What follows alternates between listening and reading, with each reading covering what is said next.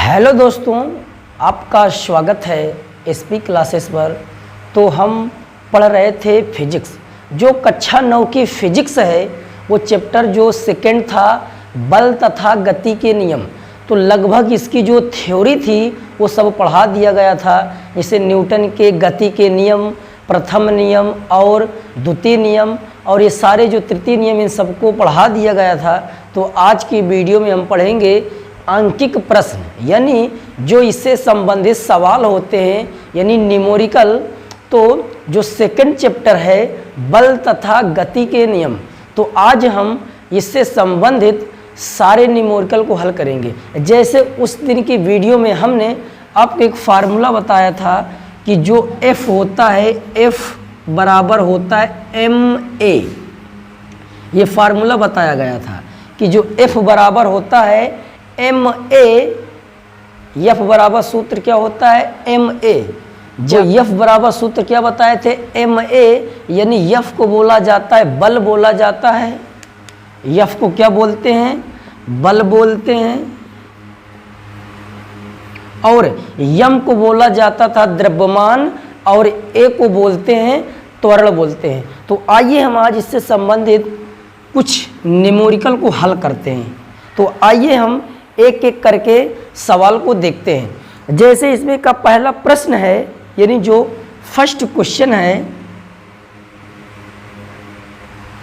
कि कह रहा है कि 6 किलोग्राम द्रव्यमान की किसी गेंद में 4 मीटर प्रति सेकंड स्क्वायर का त्वरण उत्पन्न करने के लिए कितने बल की आवश्यकता होगी। यानी हमारे पास एक गेंद है, मान लेते हैं ये हमारे पास एक क्या है, एक बॉल है। ये हमारे पास एक क्या है, बॉल है। इसका जो वजन है वो 6 किलोग्राम है। कितने किलोग्राम है? 6 किलोग्राम है। कोई गेंद है, उस गेंद का जो वजन है वो 6 किलोग्राम है। यानी द्रव्यमान कितना है इस गेंद का? 6 किलोग्राम है। तो हम आपको बताए थे कि जो द्रव्यमान होता है उसको लिखा जाता है m से, यानी गेंद का द्रव्यमान क्या लिखेंगे, यानी गेंद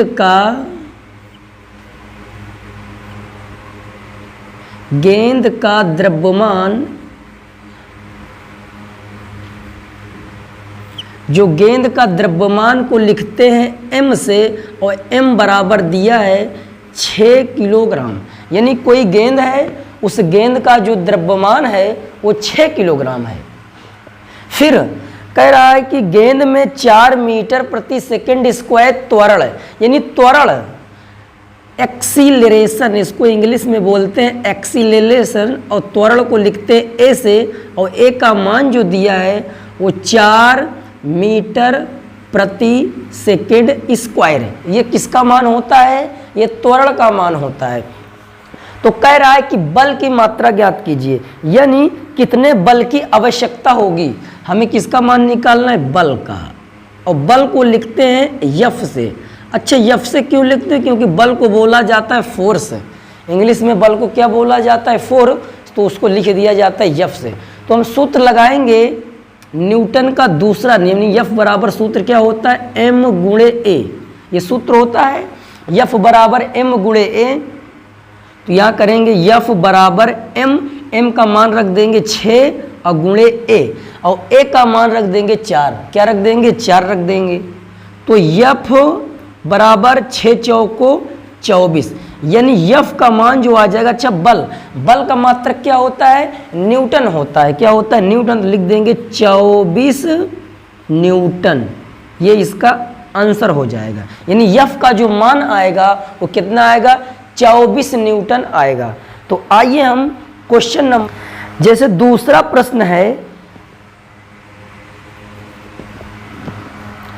कि 3 किलोग्राम द्रव्यमान की किसी वस्तु में, अच्छा फिर बोला है 3 किलोग्राम द्रव्यमान। अच्छा, जो 3 किलो द्रव्यमान है ये m का मान है। किसका मान है? m का मान। यानी हम लिखेंगे द्रव्यमान,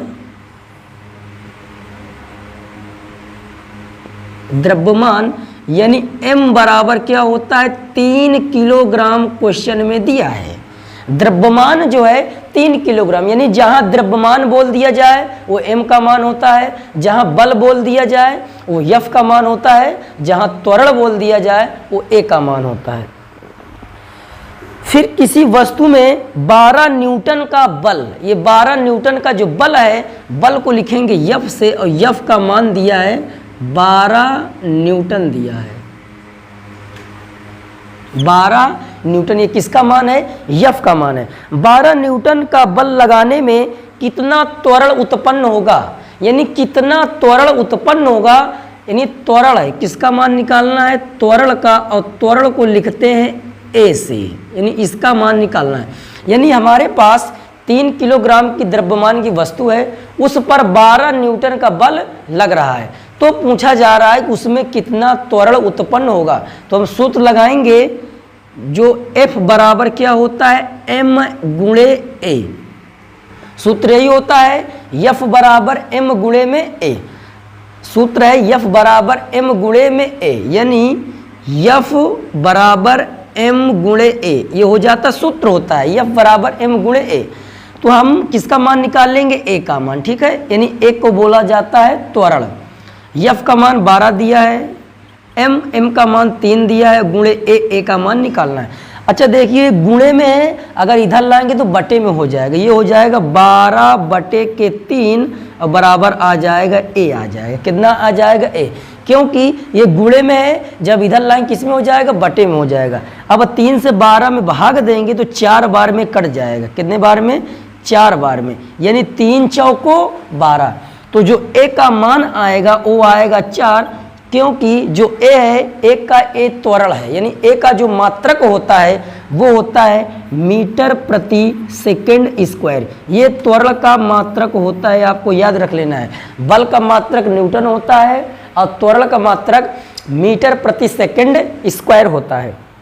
तो लिख लीजिए इस क्वेश्चन को। आइए हम क्वेश्चन नंबर इसके आगे क्यों लगाते हैं। ये क्वेश्चन वो कहा गया है कि 0.2 किलोग्राम के पिंड को 0.2 किलोग्राम के पिंड को 4 मीटर प्रति सेकंड स्क्वायर के त्वरण से त्वरित करने के लिए कितने बल की आवश्यकता होगी।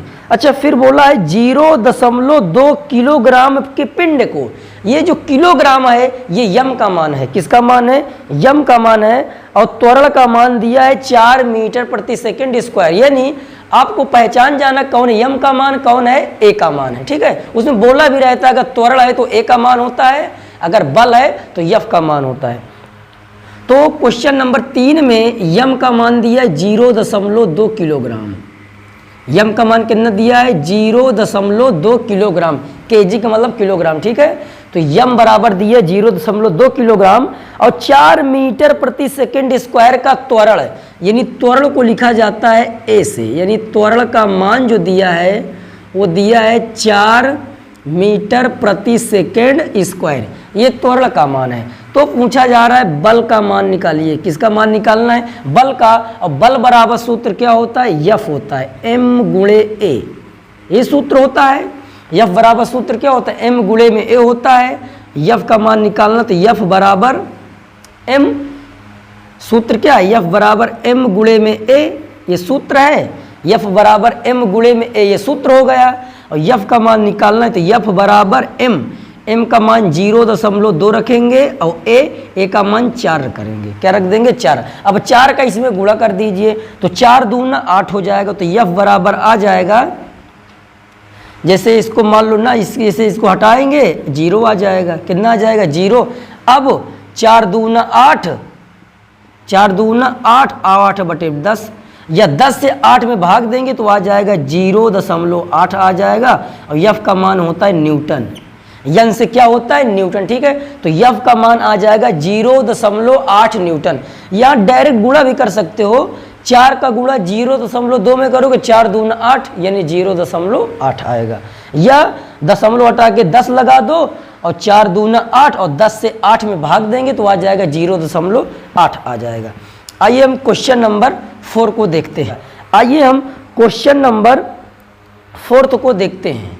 क्वेश्चन नंबर 4 कहा गया किसी वस्तु पर कोई बल 2 सेकंड के लिए अच्छा, कोई बल 2 सेकंड के लिए लगाने पर उसकी चाल 20 मीटर प्रति सेकंड से 24 मीटर प्रति सेकंड हो जाती है। इस वस्तु पर बाद में यही बल 4 सेकंड के लिए लगाने पर इसकी चाल में क्या परिवर्तन होगा। ठीक है, तो सबसे बोला गया है कि किसी वस्तु पर कोई बल जो है 2 सेकंड के लिए, अच्छा सेकंड जो है टाइम का मान टी का मान दिया है, किसका मान दिया है टी, और टी बराबर लिखेंगे 2 सेकंड लिखेंगे, क्या लिखेंगे 2 सेकंड, टी बराबर लिखेंगे 2 सेकंड। फिर कहा गया लगाने पर उसकी चाल जो है 20 मीटर प्रति सेकंड से 24 मीटर प्रति सेकंड हो जाती है। यानी जो चाल है वो 20 मीटर प्रति सेकंड से हो जाती है, कितना हो जाती है 24 मीटर प्रति सेकंड हो जाती है, ये चाल है। ठीक है, इतनी चाल 20 पहले 20 थी, अब 20 से हो जाती है 24 हो जाती है। तो इस वस्तु पर बाद में यही बल 4 सेकंड के लगाने पर इसकी चाल में, तो जो चाल जो होती है 20 मीटर प्रति सेकंड से 24 मीटर प्रति सेकंड हो जाती है। तो सबसे पहले इसमें हमें ये निकालना है कि चाल में कितना परिवर्तन हुआ है।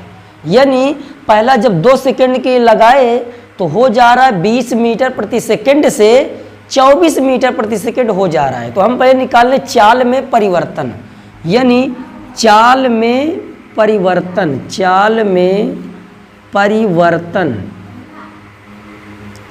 अच्छा, चाल में परिवर्तन कैसे निकाला जाता है, लास्ट वाले में से शुरू वाला घटा देंगे, मतलब घटा देंगे तो चाल में परिवर्तन आ जाएगा।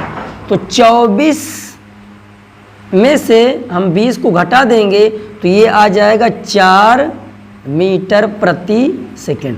यानी चाल में जो परिवर्तन आएगा वो कितना आएगा 4 मीटर प्रति सेकंड आएगा। यानी जब हम बल 2 सेकंड के लिए लगाएंगे तो चाल में कितना परिवर्तन होगा 4 मीटर प्रति सेकंड। फिर कह रहा है कि यदि हम यही बल 4 सेकंड के लिए लगा दें, कितने सेकंड के लिए 4, जब 4 सेकंड के लिए लगाएंगे तो यही जो चाल होगा वो दुगनी हो जाएगी। क्या हो जाएगी दुगनी।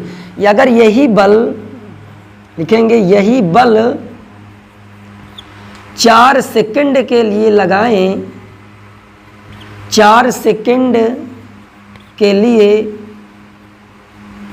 अगर यही बल 4 सेकंड के लिए लगाएंगे तो जो चाल में परिवर्तन होगा, यानी चाल में परिवर्तन दुगना हो जाएगा। चाल में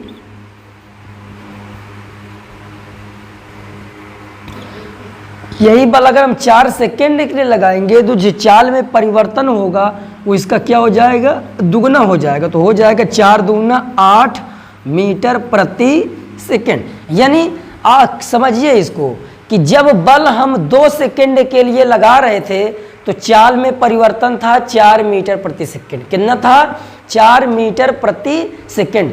यदि हम 2 सेकंड था तो 4 था, अगर 4 सेकंड करेंगे तो इसका ये भी तो दुगुना होगा। जब 4 सेकंड करेंगे तो हो जाएगा 4 दूनी 8 मीटर प्रति सेकंड इस क्वेश्चन का आंसर हो जाएगा। तो आज की वीडियो में बस हम इतना ही पढ़ेंगे और कल के वीडियो में हम क्वेश्चन नंबर 6, ये 4 था, क्वेश्चन नंबर आगे के सवाल को लगाएंगे। अगर आपको ये वीडियो पसंद आया हो तो आप इस वीडियो को अपने दोस्तों पर शेयर कर सकते हैं, क्योंकि जो क्लास 9th के स्टूडेंट है वो भी इस वीडियो का फ़ायदा उठा सके, क्योंकि जो फिजिक्स के न्यूमेरिकल हैं वो भी इसको देख सकें।